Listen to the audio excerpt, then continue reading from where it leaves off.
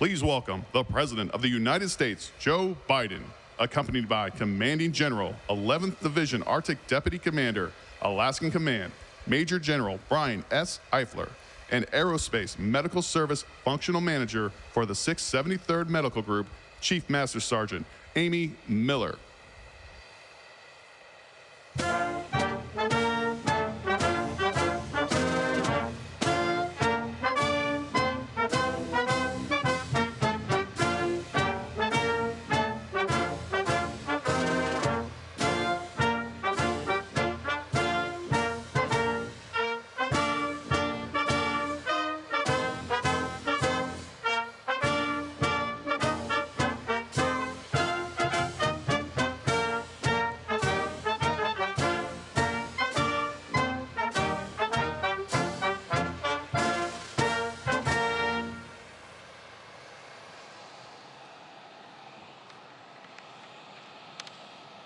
Please take your seats.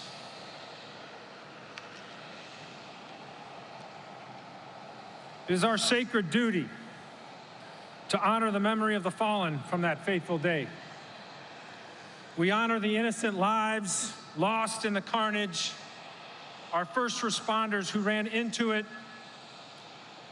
and our citizens that went down fighting back. We also honor those that gave their lives in the response to defense of America. From 9/11 to the present, over 7,000 members of the military have made the ultimate sacrifice. Over 53,000 were wounded, and hundreds of thousands that still bear the internal scars of war. Today, we honor them. We honor fathers and mothers who gave sons and daughters. We honor children, many whose only memory is a framed photo of their parent. And we honor the brothers and sisters of our armed forces, bonded forever through the crucible of combat. On this day, we must commit to continue to honor them all through our selfless service to our nation and by taking care of the families of the fallen. Taking care of our veterans. We must take care of each other and give hope to the hopeless. We must never accept defeat and never quit. We must energetically be ready to fight and win our nation's wars.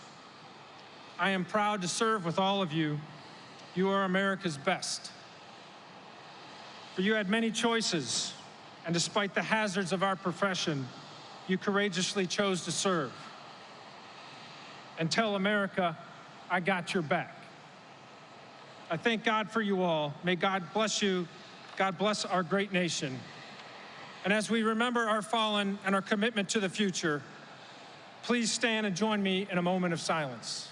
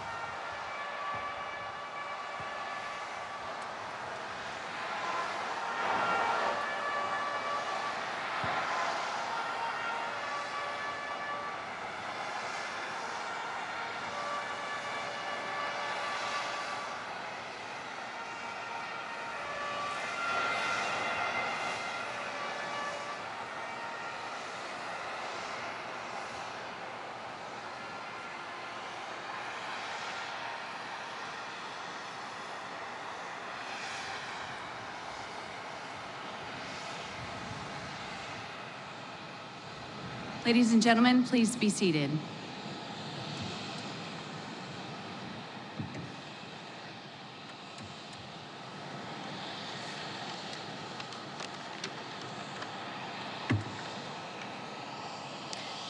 Good morning. It's an honor to be here. Everyone remembers where they were and what they were doing on September 11th, 2001. For me, I was an Airman First Class serving at my first duty station, Altus Air Force Base, Oklahoma, as a medic. After being stopped in my tracks in disbelief while watching what was unfolding on TV, I remember getting the notification from my supervisor that I was being assigned to a search and recovery team and that I needed to go home and pack my bags. Our team was leaving that same night in response to the shocking attacks on our country that I just watched unfold mere moments ago. Our team of about 14 personnel boarded a C-17 from our home station the night of September 11th. My husband was actually the crew chief on that C-17 and sent our team off that night. I didn't know what to expect, what we'd be doing, or how long we would be gone. I just knew that we were needed. Our country needed us, our fellow Americans needed us. And we, as was our sacred duty, answered the call to serve. Later, I learned that we were headed to Fort Dix-McGuire, New Jersey, to support FEMA in their search and recovery efforts. We stayed on site for about 2 weeks, prepared to lend a hand in any way that we could. Being on site and seeing the billowing smoke rising from Ground Zero opened my eyes as a young airman. It left an indelible imprint, an ever-present reminder of the cherished freedoms for which we serve. It made me realize what being a medic and military member truly means, and to this day, it continues to drive my desire to serve this great nation. It is now my honor to introduce the 46th President of the United States and our Commander-in-Chief, President Joe Biden.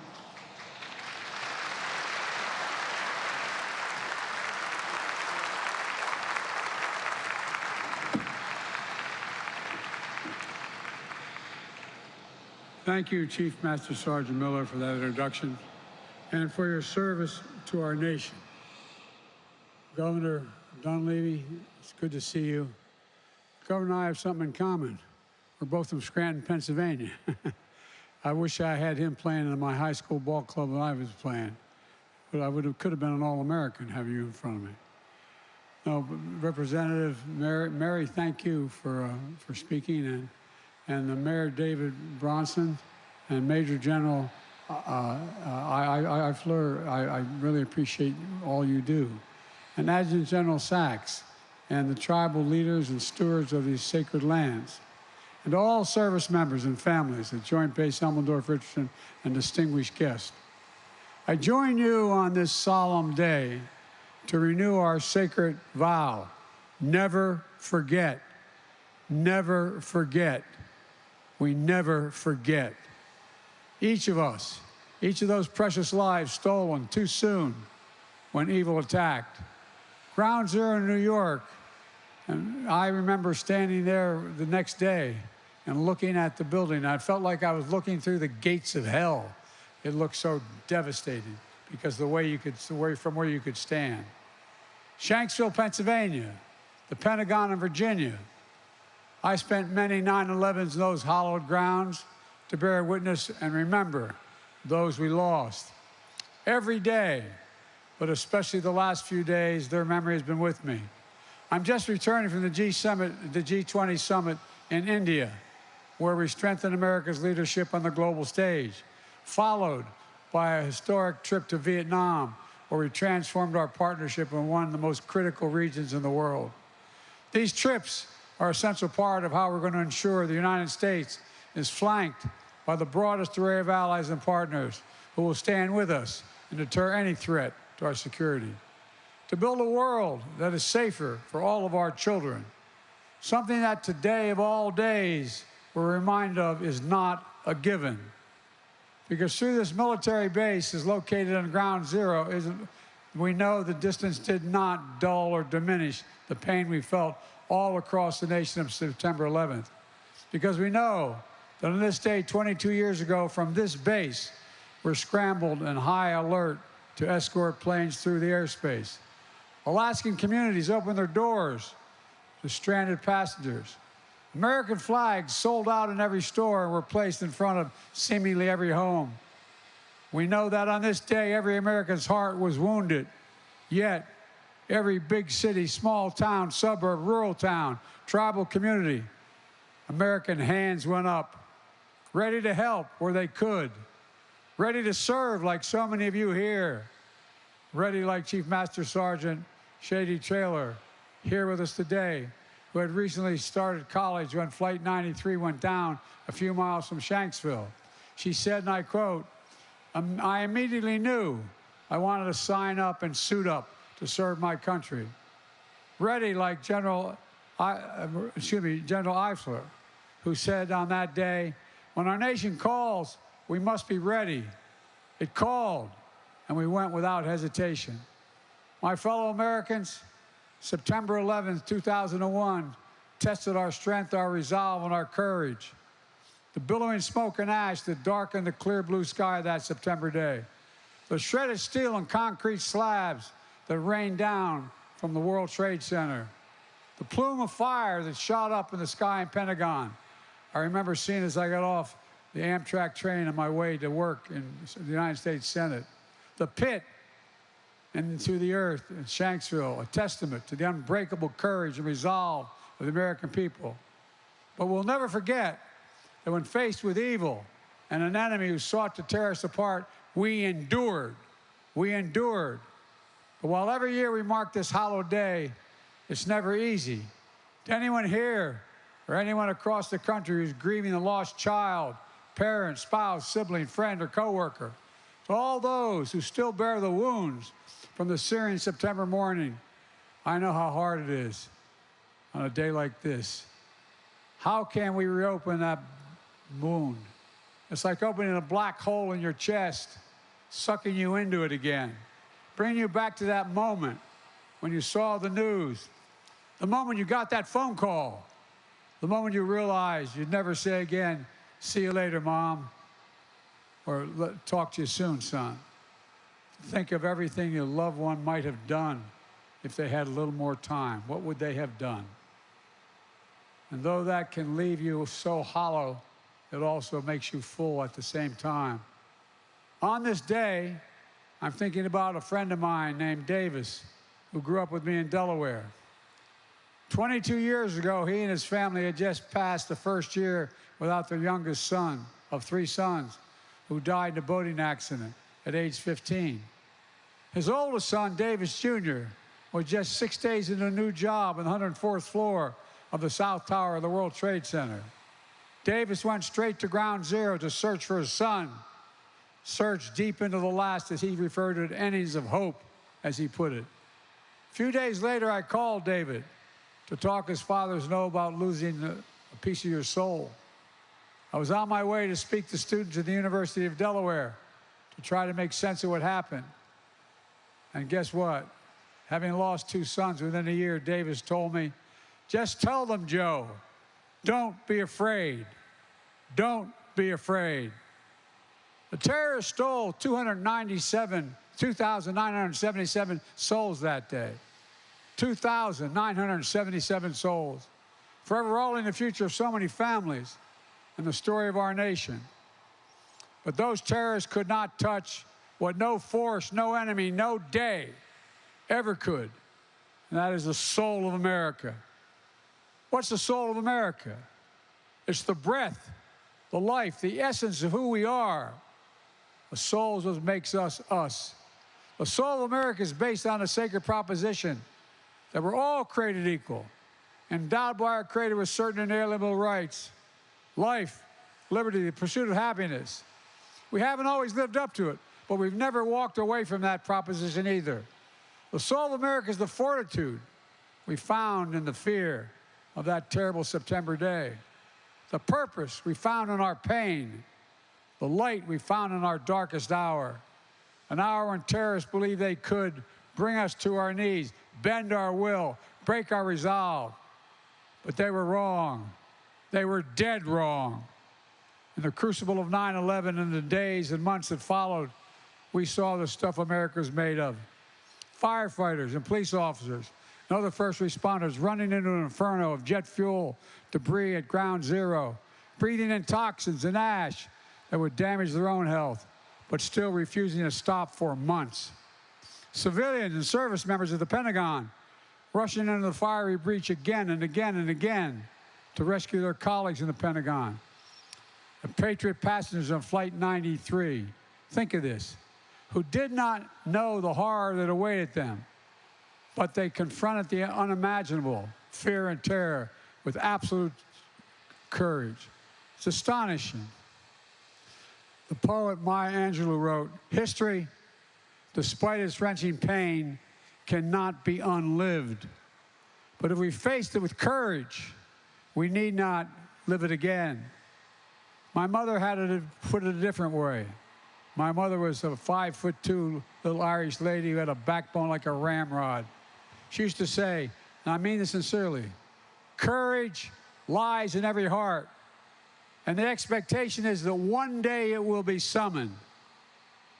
On September 11th, it was summoned at 9:57 a.m. It was summoned, and 40 incredible women and men in Shanksville answered the call. Civilians, they gave their lives, and in doing so, they gave life to their country. We saw that courage at Ground Zero in the Pentagon, and we saw it in so many other ways. These are heroes, like the faith community leaders all across the country who pushed back against the fear and hate they saw directed at Muslim Americans and Middle Eastern Americans and South Asian descent. Heroes like all of you, the brave women and men of the armed forces who never faltered, you never failed to defend our nation, our people, and our values in times of trial. Heroes like the 9/11 generation, hundreds of thousands of brave Americans were deployed to Afghanistan to make sure the United States would not be attacked again, who served in Iraq, like many of you probably did, in war zones around the world, risking their own safety and the safety of their fellow citizens, for the safety of their fellow citizens, who served and sacrificed again and again to defend our democracy and deny terrorists a safe haven, who followed Osama bin Laden to the end of the earth and ultimately sent him to the gates of hell 12 years ago. And then last year, I made the decision to take out Zawahiri, the number 2 who met the same fate. And today, our intelligence community has recently assessed in a declassified memo that al-Qaeda threat from Afghanistan and Pakistan has reached a historic low. So all this has changed over the last 22 years. The resolve of the American people has proved we never bow, we never bend, we never yield. Our longest war is over, but our commitment to preventing another attack on the United States and our people and our allies will never, never rest. Never. Terrorism, including political and ideological violence, is the opposite of all we stand for as a nation that settles our difference peacefully under a rule of law. We're going to continue to track terrorist threats in all forms, wherever it may be. We're going to continue to disrupt terrorist activity wherever we may find it. And I will never hesitate to do what is necessary to defend the American people, just as I will never forget our sacred duty to those of you who serve. Never before in our history has America asked so much for so many over such a sustained period for all volunteer force. You make up 1% of the population. You're the strength, the venue, you're the backbone, you're the sinew of America. As a nation, we have many obligations, but I've been saying for 30 years, we only have one truly sacred obligation: to prepare those we send into harm's way and care for them and their families when they return home and when they do not return home. It's an obligation, not based on party or politics, but on a promise that unites all Americans. And together over the last 2.5 years, I've worked to make good on that promise, signing more than 25 bipartisan laws to support our service members and veterans and their families and caregivers and survivors. We will not stop. We owe you. We owe you big, and it matters.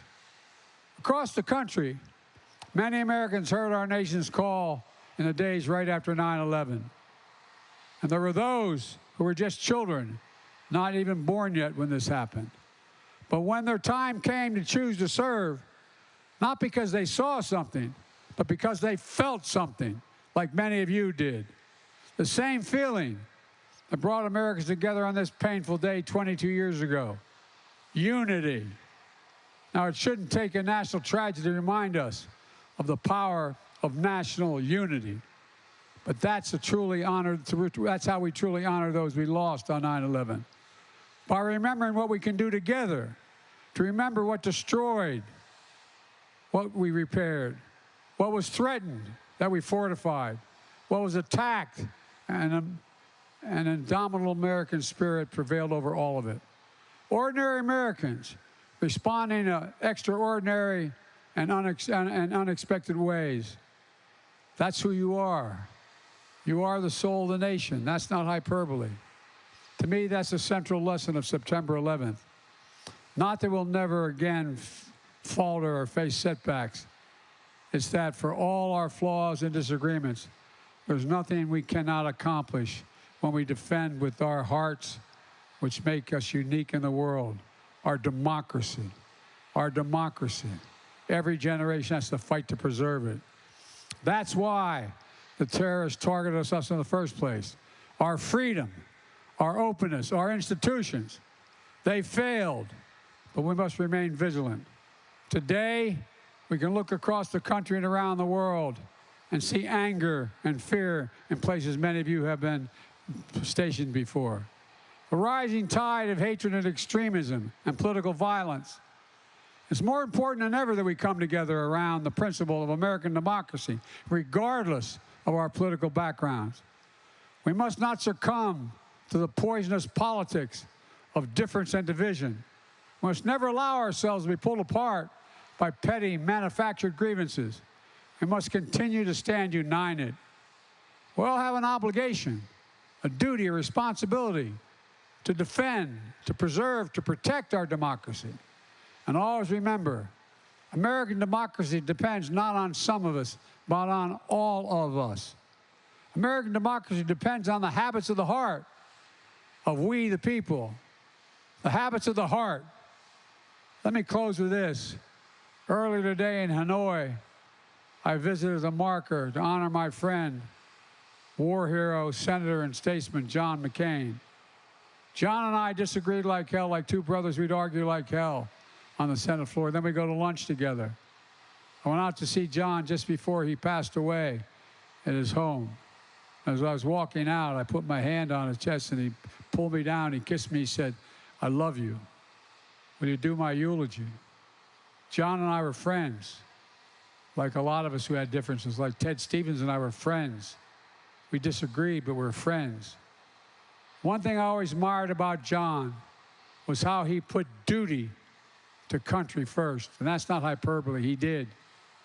Above party, above politics, above his own person. This day reminds us we must never lose that sense of national unity. So let that be the common cause of our time. Let us honor September 11th by renewing our faith in one another. Let us remember who we are as a nation. We never forget. We're never afraid. We endure. We overcome. We are the United States of America.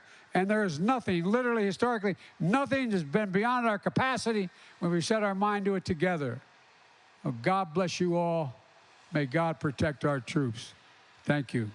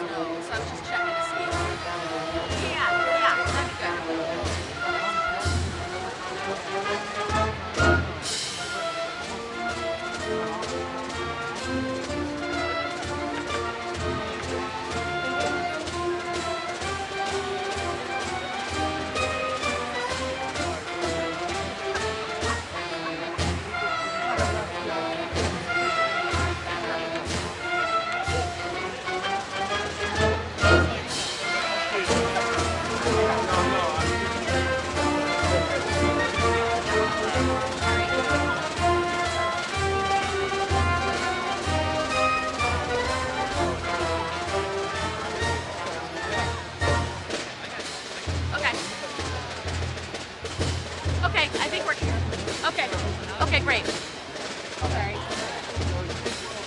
Okay, thank you, Dave. Got it.